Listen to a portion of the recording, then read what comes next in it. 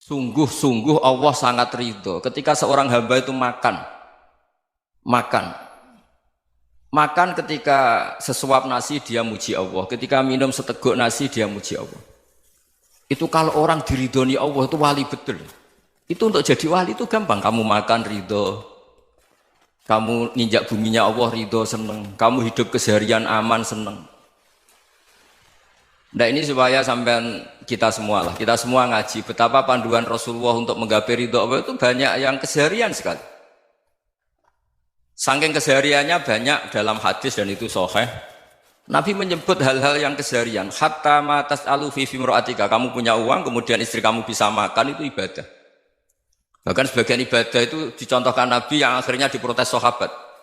Yaitu wafi buti ahadikum sodakoh, kamu menggauli istri kamu itu ya sodakoh. Sampai sahabat bilang yang benar ya Rasulullah.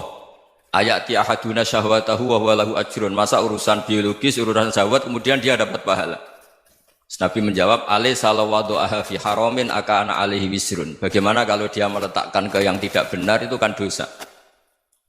Nah, hal-hal seperti ini yang saya ingin teman-teman semua. Saya juga agak ingin ngaji demi Anda juga enggak ingin. Itu dosa sekali ngaji kok pesanan kelompok tertentu itu enggak boleh. Islam itu untuk semua. Jadi ya cuma karena di depan saya jenengan ya seakan-akan jenengan korbannya. Itu ada ilmunya dalam usul fikih itu. Jadi orang itu harus ngaji usul fikih. Nama yang disebut, mungkin Mas Sufyan masih ingat zaman ngaji usul fikih. Nama yang disebut itu tidak jaminan sebagai prioritas perintah. Jadi misalnya gini, kebetulan yang di depan Nabi itu Abu Dzar. Nabi ya bilang, ya Aba Dzarin ini uhibbuka misalnya, atau ya Mu'ad ini uhibbuka, atau ya Aba Hurairah ini uhibbuka misalnya. Banyaklah riwayat yang Nabi nyebut ya Aba Dzarin, ya Mu'ad, ya Aba Hurairah. Kemudian misalnya Nabi meneruskan khitab, ini uhibbuka, saya mencintai kamu, fakul dubur sholatin, atau sebagian riwayat disebut falatadaan la dubura kulli sholatin, Allahumma inni ala dzikrika wa syukrika wa husni ibadatik. Saya mencintai kamu, siapa saja.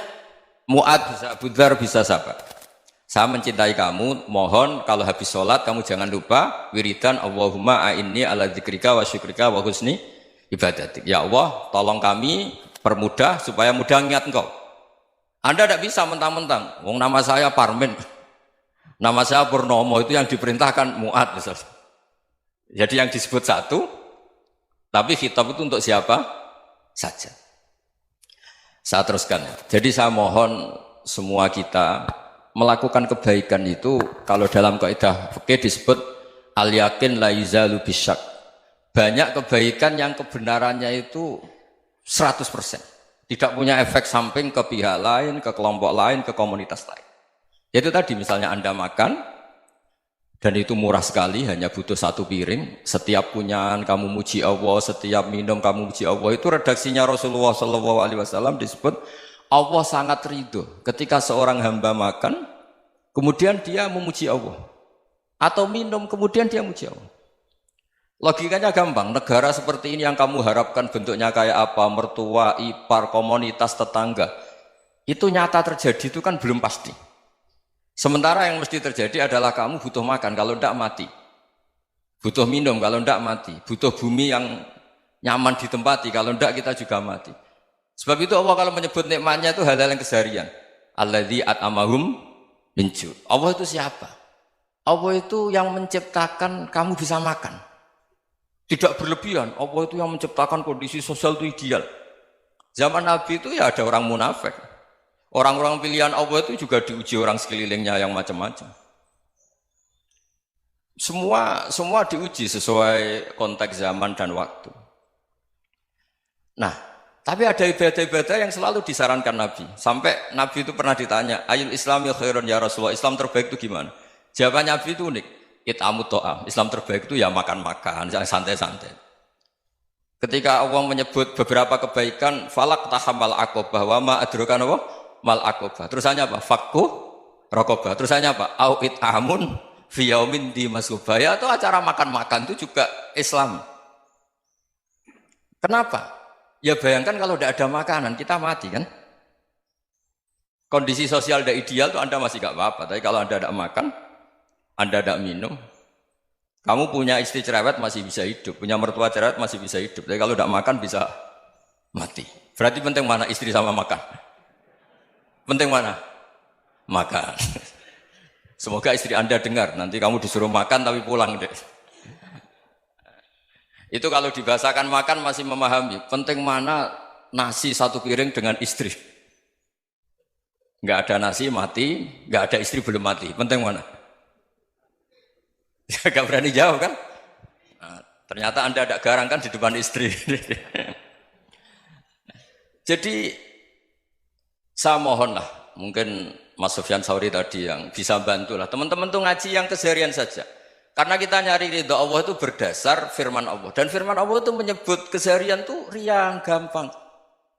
Yaitu tadi misalnya wa min ayatihi manamukum bil laili wan nahar. Termasuk ayat-ayat Allah itu kamu tidur. Maka dulu itu ada guyonan, ada tokoh Mu'tazilah, kelompok dalam Islam yang berpikir manusia itu bisa menentukan ikhtiarnya sendiri. Karena saya bisa duduk, ingin berdiri, berdiri. Karena kelompok ini nggak terima kalau semua kehendak Allah, nanti bagaimana kalau semua kehendak Allah kok ada hisab ya, ada sanksi. Lucunya itu dia akhirnya ini cerita ya, mencintai seorang perempuan cantik sekali. Dan itu dia menjadi ahli sunnah itu oleh hal-hal yang sepele. Karena istrinya cantik, ya namanya suami istri itu hubungan intim. Terus ditanya, Mas masih ingin lagi? Masih. Silahkan diulang lagi. Wah ya tidak bisa. Katanya manusia bisa menentukan yang diinginkan. Itu tobat itu. Itu nggak bisa ditobatkan Mas Sufyan Ats-Tsauri. Orang cantik yang mudah nobatkan orang itu orang cantik. Segampang itu. Akhirnya kita tahu, makanya kalau dalam kitab Hikam itu disebut al-aqil mayyakul madza yaf'alu wa hubi wal ghafil mayyakul madza af'al. Orang yang punya akal karena sadar ini wilayah Allah, semua milik Tuhan. Itu dia tiap hari berpikir, besok Allah akan melakukan apa terhadap dunia ini. Kamu merencanakan sesuatu mau plesir, ternyata gempa. Mau wisata ke Rusia, ternyata perang. Kamu tidak pernah tahu apa yang akan terjadi besok. Wa ma tadri nafsum madza taksibu ghadan. Tapi anda semua kita ini sering punya jadwal permanen. Makanya saya kalau diundang siapa saja, sana takdir. Yang jelas Gus ini acara penting. Ya masih acara penting nak pangeran ngersakno piye? Kowe ape dadi pangeran? Kamu kok mau jadi Tuhan? Itu kadang ya kiai. Penting Gus acara ini jenengan harus memastikan bisa. Loh kamu itu yang ngajarin tauhid, sesuatu itu biadillah kok bilang-bilang apa pasti. Kalau saya terus tak tobatkan kamu kata saya. Ya kalau gitu Gus bilang insya Allah. Wah itu hati saya, fisik saya, roh saya sudah bilang insya Allah. Tidak usah kamu latih kata saya. Nah hal-hal tauhid keseharian itu gampang sebetulnya. Wal ghafil yaqulu madza af'al. Tapi orang yang lupa Allah dia setiap hari bilang besok apa? Kita bisa melakukan apa? Seakan-akan dia itu aktor, dia penting, dia subjek permanen, dia. Padahal kita ini hanya objek kehendak Allah Subhanahu wa taala. Karena kita yakin sesuatu yang terjadi di alam raya ini kita tidak bisa apa-apa. Makanya saya sering ngaji, sering bilang saya, ketika Anda mensifati Allah, Dia yang menghidupkan. Sudah itu tanamkan sehingga ketika kita mati santai saja. Kenapa santai? Allah punya cara menghidupkan kita. Zaman kita hidup juga gak tahu caranya ngelola jantung, ngelola paru-paru. Kamu juga gak tahu ngelola oksigen yang tidak beracun, tidak mengandung polusi. Tahu-tahu hidup. Gak ingin tua ya tahu-tahu tua, gak ingin mati tahu-tahu mati. Selama ini kita hidup juga gak tahu apa sebetulnya.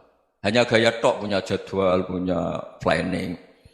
Kalau kamu bisa menentukan pilihan Anda, pasti Anda istrinya cantik, 4 neriman semua, kona'ah semua. Nyatanya enggak kan? Ada 1 jelek, cerewet. Oh itu kan, nyatanya enggak bisa apa-apa Anda kan? Dan kamu bawa mati lagi. Itu kan, istri Anda juga gitu, punya keinginan, punya suami yang ganteng, yang jabat, yang neriman, yang enggak poligami. Ya enggak kesampaian juga. Kalau kita ngitung tingkat kegagalan kita itu gagal terus. Ya kan? Nah, terus ingat Allah, madza yaf'alu wa bi. Orang yang punya akal selalu berpikir Allah itu menghendaki apa terhadap saya. Lalu sama-sama orang melihat orang yang serius. Itu kata Anda itu pemikir berat, serius. Senang punya tokoh yang merengut karena kamu anggap serius. Tapi sebagian orang anggap orang yang serius itu wong merengut, wong masam, wong muka kok ditekuk. Jadi sama itu hati ya muqallibal qulub tsabbit qalbi ala dini karena kita enggak tahu cara berpikir kita tentang orang lain, tentang sekeliling kita.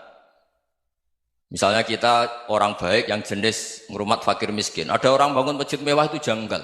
Apa artinya masjid mewah kalau banyak orang kelaparan? Tapi kalau yang jenis pendidikan apa artinya masjid mewah kalau tidak bisa ngaji? Nanti yang jenis infrastruktur apa artinya ini kalau semuanya punya sudut pandang yang berbeda-beda. Dan Islam mengapresiasi semua kebaikan. Tapi katakan semua kebaikan itu adalah kehendak Allah Subhanahu wa taala. Karena apapun baik Anda itu pakai fasilitas yang diberikan oleh Allah Subhanahu wa taala. Sehingga ini yang disebut kulillah sumadarhum fi khawdihim yal'abun. Ya kembali tadi ke tema-tema bahwa keseharian Anda ini sudah Islami. Saat Anda tidak bisa melakukan apa saja. Saya sering ada jenazah, biasanya kalau tetangga meninggal saya sering disuruh ngelepas. Saya bilang orang ini baik. Karena sering ngelamun di rumah, sering nganggur di rumah. Ditanya sama anaknya, kenapa Gus nganggur baik? Ya kalau dia nganggur artinya juga agak berbuat sesuatu yang maksiat kan? Ya kan? Orang nganggur di rumahnya ya tidak bunuh orang, tidak maling, tidak korupsi, ya namanya nganggur di rumah. Lah cuma istri cara pandang nganggur gak menghasilkan uang gitu. Tapi juga gak menghasilkan kriminal kan? Jadi sebenarnya Islam itu makanya kalau sampai ngaji usul fikih itu ada kitab usul fikih namanya Lubul Usul, itu terkenal sekali di pesantren itu. Itu kalau ngapresiasi keseharian itu luar biasa. Izma min mubahin illa wa yatahaqqaqu bihi tarku haramimma. Karena keseharian yang mubah saat Anda lakukan itu ada kehebatan yang luar biasa, yaitu meninggalkan haram. Makanya dulu banyak orang-orang alim ketemu temannya itu guyon sampai semalaman. Itu biasanya yang semangat Islam itu kiai kok tidak tahajud, kiai kok tidak witir. Orang yang sedang mapan uangnya banyak, malam itu tidak kelayaban itu sudah luar biasa. Melawan nafsu supaya tidak maksiat itu sudah luar biasa. Supaya lupa guyon sama temannya semalaman sampai subuh. Gejolak-gejolokan kenang zaman miskin, zaman kuliah nggak jelas, zaman apa. Melihatnya jangan tarkut tahajud. Seperti ini meninggalkan tahajud, tapi meninggalnya ini talkul muharramat. Jadi kayak apa hebatnya? Sehingga Imam Ghazali punya riwayat yang agak unik. Hatta takuna ibadatu akhiri hadil ummah iku an-naum. Sehingga suatu saat ibadah terbaik umat ini itu tidur. Itu kan riwayat kontroversi. Ketika Imam Ghazali ditanya, kenapa iya? Kenapa kamu mulai keluar dari rumah itu sudah banyak maksiat? Melihat perempuan yang enggak mahram, melihat fenomena. Tapi kalau kamu tidur itu enggak melihat apa-apa. Tapi juga kamu jangan menganggap tidur itu ibadah betul. Saatnya melakukan fardu ain malah masih tidur. Tapi itu sudut pandang yang menjadikan kita Islam itu gampang. Jadi saat Anda tidak bisa aktivitas apa-apa, misalnya ada beberapa orang yang lumpuh. Lumpuh itu memang nggak bisa Jumatan, nggak bisa ibadah, tapi dia juga nggak bisa maksiat. Tidur itu memang Anda saat itu tidak bisa tahajud, tidak bisa witir, tapi saat itu ada zina, ada maling, tidak gosipkan orang, tidak bully orang, tidak menanamkan kebencian, tidak hasud. Sehingga tidur menurut Allah Ta'ala wa min ayatihi manamukum billaili apa? Wan-nahar. Karena di tidur itu selain ada unsur istirahat, jaga kestamina, juga ada unsur meninggalkan beberapa keburukan. Nah saya mohon ibadah yang keseharian ini kita jaga. Supaya kita semua baca ayat itu fasih. Fasih itu tertanam di hati. Allah itu siapa? Alladzi at'amahum min ju'i wa amanahum min khauf. Dan Allah kalau cerita di Quran itu anna subabnal ma'a subba summa syaqaqnal ardon wa syaqqa fa'ambatna fiha habba wa inaba wa qadba wa zaituna wa nakhla wa hadaika hulba. Kamu tahu saya ini siapa kata Allah? Saya ini adalah Tuhan yang menurunkan air. Kemudian ada tanaman banyak. Habba wa inaba wa qadba, ada zaitun, ada tin, kalau orang Jawa mungkin ada tela, ada padi, ada mangga, ada pisang. Sudah. Wa inaba wa zaituna wa nakhla wa hadaika hulba. Ada perkebunan yang lebat. Tujuannya apa? Mata Allahkum, silahkan kamu pakai, kamu nikmati. Tapi karena kadang kita ini punya ide-ide besar. Tadi untuk syukur saja nunggu punya istri riman, rumah baik, tetangga baik, komunitas baik, semuanya baik baru syukur. Lama-lama nanti ada di surga, syukurnya nunggu surga paling kelas A. Itu sudah ada yang menghuni Rasulullah, kamu nggak boleh di situ. Masa untuk syukur saja? Repotnya Masya Allah. Jadi mohonlah Quran yang kalau Anda hafalkan juz sama itu kan ada ayat-ayat yang kayak tadi. Ya, fal yang dzuril insanu ila ta'ami. Coba lihat. Apa yang kamu makan ya? Dari mana? Dan untuk mempertahankan hidup kamu keseharian. Jadi jangan kira ibadah itu harus membentuk komunitas yang versi Anda. Ibadah itu harus hal yang mulu-mulu. Kesehariannya Anda alami. Loh ini saya tidak bikin-bikin. Saya ngaji bukan karena berdasar pesanan. Itu ayat yang saya baca kan betul ada ayatnya kan. Fal yang dzuril insanu ila tu'ami. Anna sobabnal ma'a sobba. Thumma syaqaqnal ardo syaqqa. Fa'ambasna fiha habba wa inabau wa qodba. Wa zaitunaw wa nakhla wa hadaika ghulba. Terusannya apa? Mata'al lakum. Silakan kamu nikmati. Mata itu silakan kamu nikmati. Ya kayak sampean dikasih hidangan ya makan. Ya sudah makan. Habis makan ya minum. Habis itu ngantuk ya tidur. Ya sudah normal-normal saja. Kayak apa indahnya Islam. Tapi Anda mencari Islam yang gimana lagi? Nah itu yang diajarkan guru-guru kita, diajarkan sanad kita sampai Wali Songo, sampai Rasulullah SAW. Bahwa pada akhirnya ada jihad, ada perang. Itu dulu memang perang, bukan membunuh. Beda. Dulu kita dijajah Belanda ya perang, dan itu normal karena kita dijajah. Jadi ketika orang lain ingin baik sama kita, wa in ahadum minal musyrikin astajaroka ya fajirhu hatta yasma'a kalam Allah. Kalau mereka ingin baik ya kita baik. Makanya ada istilah mustakman, mu'ahad. Kalau mereka ingin damai, berdampingan dengan kemajmukan ya itu yang lebih baik. Karena memang Islam menghormati proses perdamaian. Wa in janahu lis-salmi ya fajnah lah. Kalau ingin damai ya kita harus